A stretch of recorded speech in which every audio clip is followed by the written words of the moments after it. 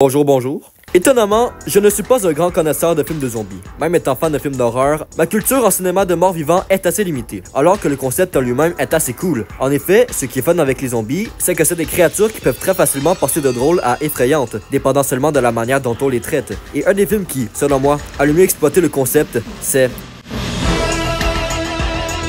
Return of the Living Dead. Sorti en 1985, écrit et réalisé par Dan O'Bannon, Return of the Living Dead, c'est facilement un des films de zombies les plus iconiques de tous les temps, étant carrément celui qui a donné naissance au cliché des zombies qui hurlent.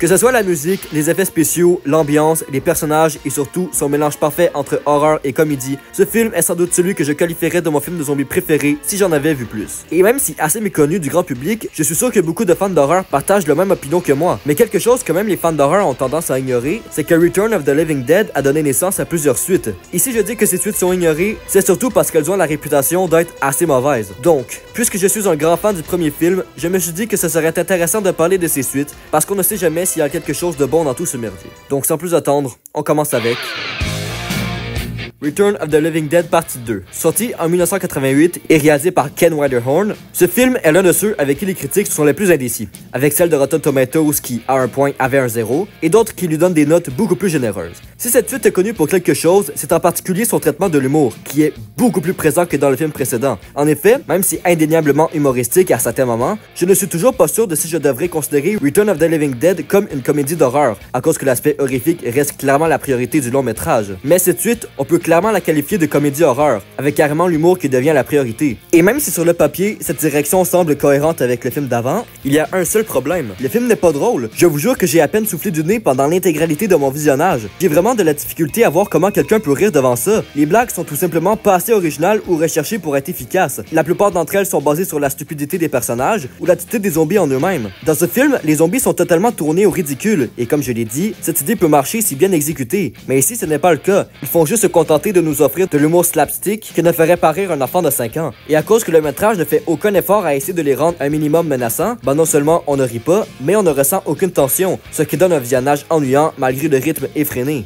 Les personnages ne sont vraiment pas mieux, à part pour le docteur qui, je dois admettre, est assez drôle et nous donne les meilleures répliques du film.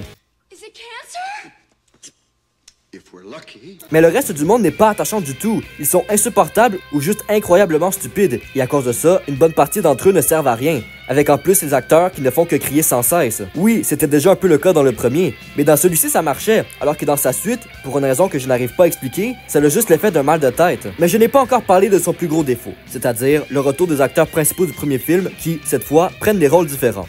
Pour moi, cette décision est la pire qu'elles auraient pu faire. Non seulement c'est complètement insensé, mais c'est surtout du gros foutage de gueule. C'est comme s'ils avaient eu la flemme de créer des nouveaux personnages avec de nouvelles dynamiques, donc ils ont juste décidé de copier ce qui a marché dans l'original, mais cette fois en plus nul. Surtout qu'ils font l'exacte même chose que dans leurs anciennes versions, c'est-à-dire qu'ils subissent encore une transformation lente en zombie. Mais au lieu d'être horrifique comme dans le premier, ça ne fonctionne pas du tout à cause de l'humour qui est beaucoup trop présente. Bon, je sais qu'on dirait que je déteste ce film, mais ce n'est pas le cas. Il y a en effet quelques qualités qui le sauvent de la catastrophe. Les effets spéciaux pratiques sont autant, si pas plus réussis que dans l'original, avec les designs des zombies qui sont plus poussés et détaillés. Mais avec les scènes de body horror qui sont assez convaincantes et plus présentes que dans l'original, je dois admettre que visuellement, les zombies sont très bien. De plus, la musique continue d'être excellente. Dans l'original, la bande sonore était clairement un des éléments les plus mémorables, avec la musique qui avait un aspect rythmé et énergique, ce qui accompagnait parfaitement chaque scène. Ici, cet aspect est continué parfaitement. Mais ce qui est étrange, c'est que le film a eu le droit à 2 bandes sonores. L'une étant l'original sorti en salle, et l'autre étant une variante faite pour les sorties DVD. Et là, c'est un cas assez particulier, parce qu'il y a des moments où je préfère de loin la version originale.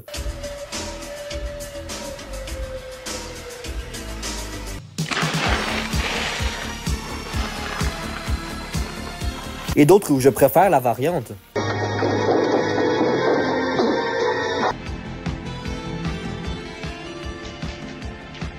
On retrouve donc du bon et du mauvais dans les deux versions, ce qui fait que je ne peux pas choisir la meilleure. Bref, Return of the Living Dead Partie 2, même si c'est pas une catastrophe, reste une suite ratée, qui font non seulement la comédie, mais aussi l'horreur, ce qui donne un résultat assez mauvais. Return of the Living Dead 3, sorti en 1996 et réalisé par nul autre que Brian Yuzna, le GOAT des réalisateurs de films bizarres, comme avec Society, dont voici un court extrait.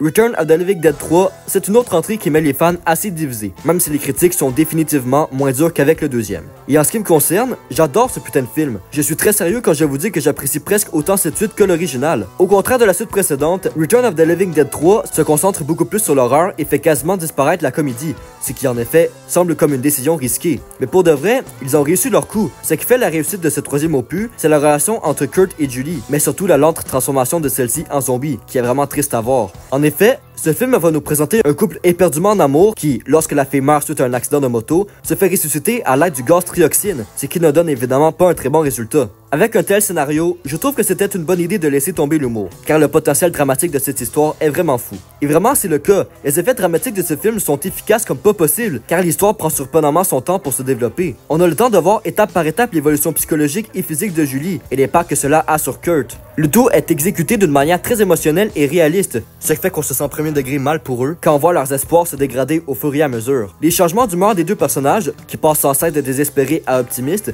fonctionnent à merveille sur le spectateur, car ça nous transmet parfaitement la confusion qu'ils vivent dans cette situation juste cauchemardesque. Et le tout est interprété parfaitement par les deux acteurs qui nous livrent de très bonnes performances, et qui en plus ont une très bonne dynamique, ce qui fait en sorte qu'on croit en leur couple. Et quand finalement Julie succombe à la transformation, son apparence est de loin le meilleur design de mort-vivant que j'ai vu. Sérieusement, regardez-moi ça, c'est hyper marquant et horrifique comme évolution. Et je pense que c'est de loin la partie du film que les gens se rappellent le plus. Mais les autres zombies du film méritent aussi une mention. Avec Brian Newsland derrière la caméra, on pouvait s'attendre à des designs de zombies bien dégueulasses. Et ici, c'est absolument le cas. Les monstres cobayes enfermés dans le laboratoire sont tous très cool en apparence et nous offrent quelques moments de très bon body horror. Bon, du côté des vilains, je dois admettre qu'ils sont plus goofy que d'autres choses. Et même si on peut argumenter que c'est fait par exprès, ils se prennent quand même beaucoup trop sérieux pour que ce soit le cas. Mais il reste quand même une partie mémorable, car encore une fois, les acteurs sont à fond dans leur rôle, ce qui rend les scènes avec ces personnages assez divertissantes et drôles. Évidemment, ce n'est pas parfait. Le troisième acte est clairement celui que j'aime le moins, à cause que les décors sont assez cheap et que je ne suis pas fan de leur manière de filmer le tout. Les personnages, même si très attachants, sont introduits assez maladroitement.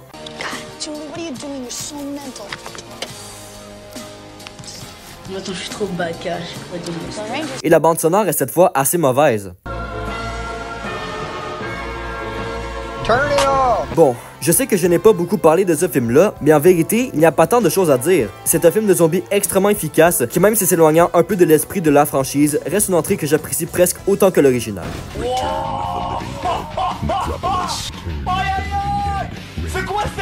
Return of the Living Dead, Necropolis et Rave to the Grave, tous les deux sortis en 2005 sur la chaîne Sci-Fi. Ces deux suites ont la particularité d'avoir été produites l'une à la suite de l'autre en ramenant les mêmes équipes et personnages. Et à part pour quelques détails, les deux films ont les mêmes défauts. Donc pour cette vidéo, je vais parler de ces deux suites comme étant un seul grand film. Alors, que valent ces suites? Eh bah, pas grand chose. Je le sais, tu le sais, tout le monde le sait. Return of the Living Dead 4 et 5, c'est des sacrés films de merde. Tu peux demander ça à n'importe qui, ils vont te dire la même chose. Bonjour, que pensez-vous des films Retour du mort-vivant 4 et 5? C'est tellement de la chiasse que je vous jure que la seule raison pour laquelle cette vidéo a pris du temps à sortir, c'est qu'après mon visionnage de Necropolis, j'ai procrastiné pendant au moins une semaine avant de regarder Rave to the Grave. Mais pourquoi c'est autant raté? Eh bien, commençons par le point qui m'énerve le plus. Les zombies. Ce qui faisait la force de cette franchise, c'était son traitement des zombies qui était assez innovant pour l'époque. En effet, au lieu des décors déambulants sans intelligence, les zombies dans ce film étaient beaucoup plus dangereux. Par exemple, lorsque quelqu'un se transformait, il gardait sa personnalité et ses souvenirs, faisant donc qu'il pouvait manipuler ses victimes beaucoup plus facilement. Ils étaient aussi vraiment plus habiles et rapides, étant capables de courir et parler, ce qui leur permettait de tendre des pièges. Et le plus important, ils étaient quasiment indestructibles. Peu importe ce que les personnages faisaient, les corps continuaient à gigoter dans tous les sens, et les brûler ou les électrocuter semblait être la seule solution. Donc quand dans le 4 et 5, je vois que les zombies meurent après des simples tirs de balles, qui parfois n'allaient même pas dans la tête, bah ça fait juste me frustrer. Les morts-vivants ne sont plus du tout menaçants, et donc il n'y a aucune tension, avec surtout ces putains de ralentis à la con qui niquent tout aspect de dynamisme. Mais le pire reste sans doute le Torment. En effet, celui-ci fait de courtes apparitions dans le 5e, et même si j'apprécie l'effort de connecter un peu plus ces films à l'original, bah le monstre lui-même est raté. Faites juste comparer ses gestuels et vous savez ce qui va pas. Bon, heureusement, les maquillages continuent d'être bons, et je dois admettre que j'étais assez impressionné par la qualité de ceux-ci, avec certains des designs qui sont assez mémorables, en particulier les Uber Zombies dans Necropolis, qui même si c'est con, reste une idée fun et mémorable. Les morts sont aussi suffisamment sanglantes, avec des effets pratiques bien gore qui font plaisir. Mais malgré ces qualités, rien ne peut sauver ces suites de leurs personnages juste abominables. Bon, déjà les acteurs sont mauvais, ce n'est pas une grande surprise. Les dialogues sont nanardesques, je pensais sincèrement pas trouver des films qui utilisaient ces phrases premier degré. See, this is the part Mais en plus, la plupart ont juste un trait de caractère et c'est tout. Comme le violent un peu con, le hacker intello et juste le bon gros fils de pute chiant. Ce qui est aussi ridicule, c'est les deux agents de la Russie du 5e film, qui sont à la recherche du dernier baril de trioxyne. Ils sont principalement juste là pour faire des blagues, mais à cause des acteurs et surtout des dialogues nullissimes, ça devient malaisant assez rapidement. Mais honnêtement, à cause que les autres personnages sont juste ennuyants, étrangement, ces deux-là deviennent les plus divertissants à suivre. Ce qui, en soi, n'est pas du tout un bon signe. Et donc avec ça, je dois admettre que je préfère un tout petit peu le 5e au 4e. Attention, ça reste très mauvais, mais au moins, je reconnais certains efforts. En effet, cette idée de la contamination qui se fait à l'aide d'une distribution de drogue basée sur la trioxine, c'est cool comme concept et c'est assez original. J'aime aussi le climax qui prend place dans une énorme party d'Halloween, car l'idée peut donner source à de l'attention. Mais évidemment, ce n'est pas le cas, à cause de tous les autres défauts. Certes, ce n'est pas un scénario de génie, mais c'est beaucoup mieux que cette histoire d'infiltration des nécropolis, qui est juste du vomi de 1000 autres films déjà existants. J'ai rarement vu un scénario autant écrit paresseusement, il n'a rien à offrir de spécial. La seule idée à moitié intéressante, c'est cette affaire de clonage, juste car les effets spéciaux sont creepy. Bref, ce qui nique ces deux suites, c'est qu'ils ne comprennent pas ce qui rendait le premier film aussi fun. Necropolis est juste non original et ennuyeux, tandis que Rave to the Grave, malgré des idées fun, est gâché par son jeu d'acteur et ses dialogues pourris. Alors, avec tout ce merdier, qu'est-ce qu'on retient de tout ça? Eh bien, premièrement, oubliez immédiatement le 4 et le 5. Il n'y a aucun bénéfice à regarder ces films. Le deuxième, j'ai plus envie de vous dire de vous faire votre propre avis, car peut-être que l'humour va fonctionner plus pour vous que pour moi. Mais pour le troisième, regardez-le. Vous n'avez même pas besoin de voir le reste, les suites se relient à peine entre elles. Mais sincèrement, même si les critiques peuvent paraître comme le mettre dans le même sac que les autres, ce n'est pas du tout le cas. C'est un bon film fait avec attention et effort, ce qui donne donc une entrée qui mérite vraiment de sortir de l'oubli et de recevoir plus d'attention positive. C'est donc sur ça que je vous laisse. J'ai pas mal rien d'autre à dire, donc je vous dis